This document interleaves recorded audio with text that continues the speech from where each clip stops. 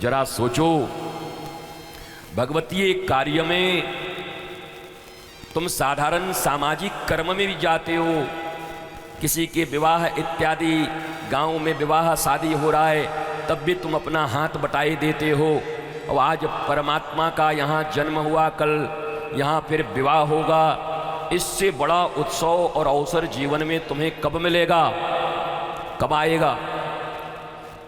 अगर प्रत्यक्ष भागीदारी न रहे तो याद रखना, इस दुनिया में बिना शुल्क के तो भगवान भी नहीं मिलते। कौन कहता है भगवान बिना शुल्क के मिलते हैं? साबित करो, मैं शास्त्रों से साबित करता हूं। बोलो, बस सबरी को कैसे मिल गए महाराज और जूठा बेर खा गए? अरे सबरी के तुम 100 मिल पाओगे? सबरी की इतनी बदनामी हुई उस जंगल में, उस वन में, सारे जितने भी ऋषि मुनि थे उस समय के सबरी से जलते थे। उनके गुरु मतंग ऋषि के ऊपर में कैसे कैसे आरोप लगाए गए कि बताओ सबरी के साथ रहता है, महिला के साथ रहता है, बड़ा गुरु घंटाल बना हुआ है। जिन सबरी के नाम लेकर के बड़ी सबरी राम राम किए जा रहे हो, उनके थोड़ा डार्क को भी देख लेना। उस समय के उपस्थित लोगों के हृदय में उनके प्रति कैसी धारणा थी। जिस अयोध्या का नाम लेते नहीं थकते, उसी अयोध्या के लोग सीता के चरित्र के ऊपर शंका किए थे। लंका के लोगों को शंका नहीं था। लंका में सब जानते थे कि जानकी जैसा पवित्र और जानकी से जैसी देवी इस ब्रह्मांड में कोई नहीं है, परंतु अयोध्या के लोगों ने ही शंका जारी कर दिया था महाराज। इसलिए बहुत ज्यादा छाती तान के घूमने की जरूरत नहीं है। शास्त्र इसीलिए बनाए, शास्त्र किसी व्यक्ति या व्यक्तित्व के प्रकाश के लिए नहीं लिखा जाता। शास्त्र लिखने का एकमात्र अर्थ होता है धर्म संस्थापनार्थाय। किसी विशेष व्यक्ति के सद्गुण और दुर्गुण के लिए शास्त्र नहीं लिखा जाता। किसी मनुष्य के ग्लोरिफिकेशन के लिए शास्त्र नहीं लिखा जाता। अरे मैं तो कहूँ राम और कृष्ण के भी ग्लोरिफिकेशन के लिए शास्त्र नहीं लिखा गया है। अगर भगवान राम और कृष्ण के ग्लोरिफिकेशन के लिए शास्त्र लिखे जाते तो उनके ये सीता परित्याग की घटना को छिपा दिया जाता।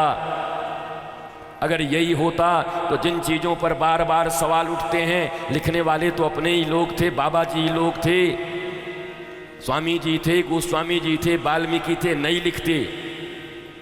लेकिन ग्लोरिफिकेशन करना किसी व्यक्ति का जिम्मा शास्त्र के ऊपर नहीं होता है। शास्त्र सदा से शाश्वत धर्म की प्रतिष्ठा करने के लिए लिखी जाती है। इसीलिए मैंने कल तुम्हें कहा था, युधिष्ठिर के बारे में लिखा गया है कि वो धर्मराज हैं, तो युधिष्ठिर के बारे में ये भी लिखा गया है कि जुआ खेल करके अपनी पत्नी हार गए थे। बड़ी सभा में नहीं हारते तो इतनी दुर्गति नहीं होती, छुपा दिया जाता। शास्त्र तो हम लोगों ने लिखा है। जो भगवान पर भरोसा करते, भगवान के परम भक्त हैं, उन लोगों ने लिखा है।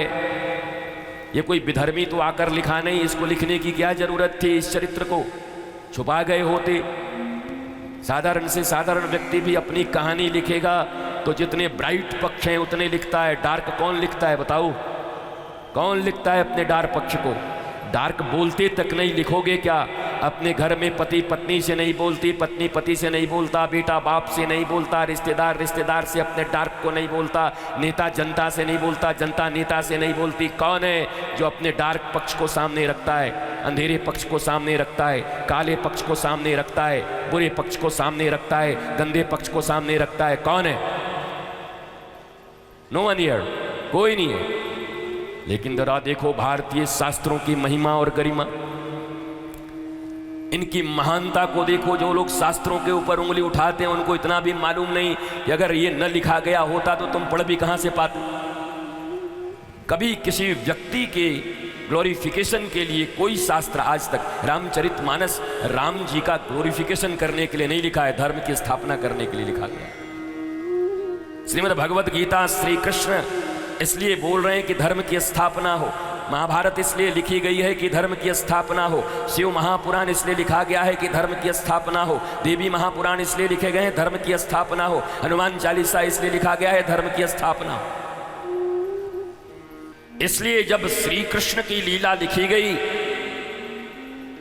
और श्री कृष्ण की लीला समझाई जा रही है, तो श्री कृष्ण पर ब्रह्म है, पहले ये जान लेना जरूरी है। और इसीलिए 4 दिन लगा कि श्री कृष्ण ब्रह्म है। नारायण के नाभि कमल से निकले हुए ब्रह्मा ने अपनी छाया से करदम इत्यादि को जन्म देकर, मनु शत्रुपा को जन्म देकर के सृष्टि किया।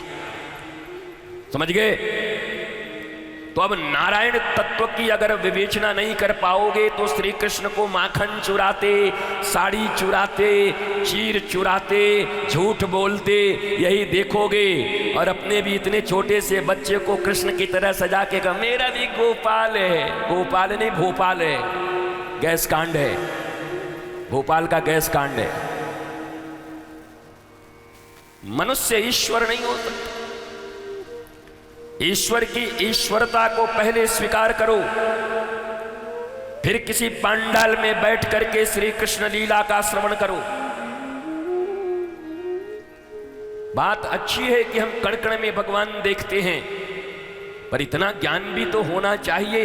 हम मनुष्य हैं, तुझ में मुझ में बस भेद यही है, हम नर हैं तुम नारायण हो।